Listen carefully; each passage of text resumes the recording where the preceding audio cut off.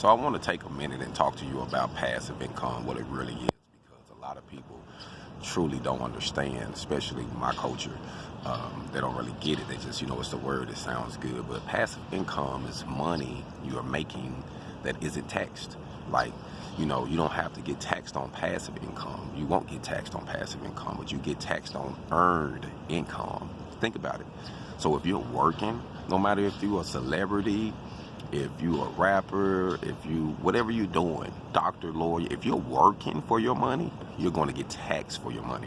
That's why if you're going to work for your money, you got to have 2, 3, 4 sources of passive income that can replace that, because the government, just say, if you make $100,000 in passive income, you don't give the government $350,000 or $250,000 of that money.